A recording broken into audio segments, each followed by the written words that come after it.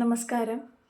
പ്രശസ്ത കവി കുഞ്ഞുണ്ണി മാഷിൻ്റെ 2 വരികളിലേക്ക് നമുക്കൊന്ന് കാതോർക്കാം.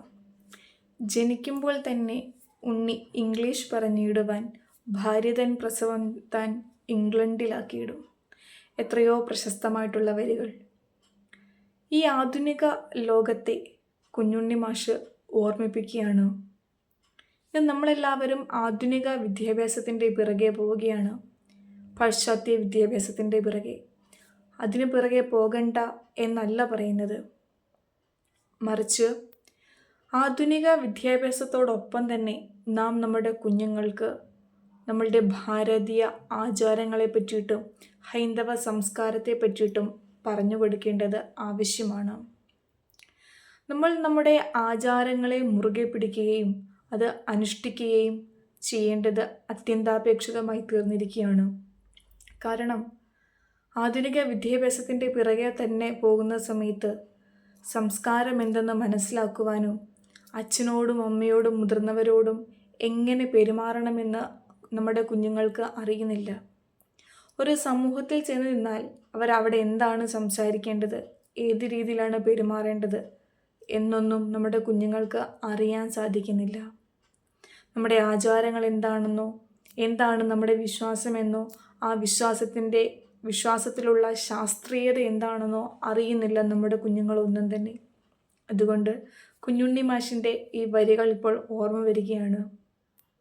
ജനിക്കുമ്പോൾ തന്നെ ഉണ്ണി ഇംഗ്ലീഷ് പറഞ്ഞിടുവാൻ, ഭാര്യ തൻ പ്രസവം താൻ ഇംഗ്ലണ്ടിലാക്കിയിടുമെന്ന്. അതായത് എല്ലാവർക്കും വിദ്യാഭ്യാസം വേണം, ആധുനിക വിദ്യാഭ്യാസം വേണം, പാശ്ചാത്യ വിദ്യാഭ്യാസം വേണം, നല്ല ജോലികൾ വേണം, സാമ്പത്തികം വേണം. എന്നാൽ ഭാരതീയരായിട്ടുള്ള നമ്മൾ ഓരോരുത്തരും, നമ്മുടെ ഋഷി പരമ്പരയും ഇത് തന്നെയാണ് പറഞ്ഞിട്ടുണ്ടായിരുന്നത്. ആരും വിദ്യാഭ്യാസം നേടണ്ട എന്ന് പറഞ്ഞിട്ടില്ല, ആരും പഠിക്കണ്ട എന്ന് പറഞ്ഞിട്ടില്ല. പക്ഷേ നമ്മുടെ പൂർവികർ പഠനത്തോടൊപ്പം തന്നെ, വേദപഠനങ്ങളോടൊപ്പം തന്നെ അവർ ജീവിതത്തിൽ ചില ചിട്ടാവട്ടങ്ങൾ ആചരിച്ചു വന്നിരുന്നു. അതുകൊണ്ട് മറ്റുള്ളവരോട് എങ്ങനെ പെരുമാറണമെന്നും, അച്ഛൻ ആരാണെന്നും അമ്മ ആരാണെന്നും സഹോദരങ്ങൾ ആരാണെന്നും, അച്ഛനെയും അമ്മയെയും സഹോദരങ്ങളെയും ബന്ധുമിത്രാദികളെയും ഗുരുക്കന്മാരെയും ഏതേത് വിധത്തിലാണ് താൻ പൂജിക്കേണ്ടതെന്നും നമ്മുടെ പൂർവികർക്ക് അറിയാമായിരുന്നു. എന്നാൽ ഇന്നുള്ളവർ പാശ്ചാത്യ വിദ്യാഭ്യാസത്തിൻ്റെ പിറകെ മാത്രമാണ് പോകുന്നത്. അല്ലാതെ നമ്മുടെ ഭാരതീയ സംസ്കാരത്തെ, നമ്മുടെ സംസ്കാരം എന്തെന്ന് മനസ്സിലാക്കുവാനോ അതിലുപരി സ്വയം ആചരിക്കുവാൻ പറഞ്ഞു കൊടുക്കുവാനോ നമുക്കാർക്കും തന്നെ സാധ്യമാകുന്നില്ല.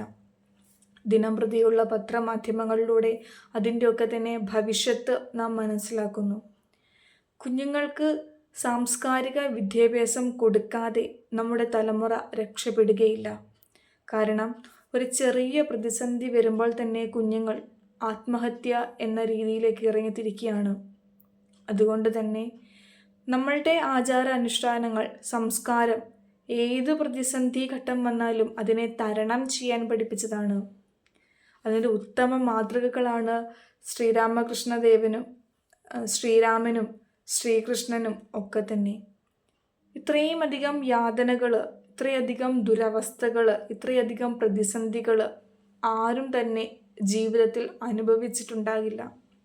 അപ്പോൾ ഏതൊരു പ്രതിസന്ധി വന്നാലും അതിനെയൊക്കെ തന്നെ സധൈര്യം ഒരു ചെറു പുഞ്ചിരിയോടുകൂടി നേരിട്ടവരാണ് നമ്മുടെ പൂർവികർ.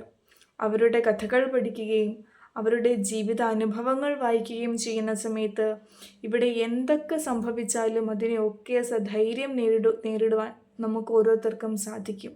അതുകൊണ്ട് ആധുനിക വിദ്യാഭ്യാസം നമുക്ക് ആവശ്യമാണ്. അതോടൊപ്പം തന്നെ സാംസ്കാരിക വിദ്യാഭ്യാസവും നമുക്ക് ആവശ്യമാണ്. ഇത് രണ്ടും നമുക്ക് ഒരു നാണയത്തിൻ്റെ ഇരുവശങ്ങൾ എന്ന പോലെ നമ്മുടെ കുഞ്ഞുങ്ങൾക്ക് പ്രദാനം ചെയ്യണം. നന്ദി.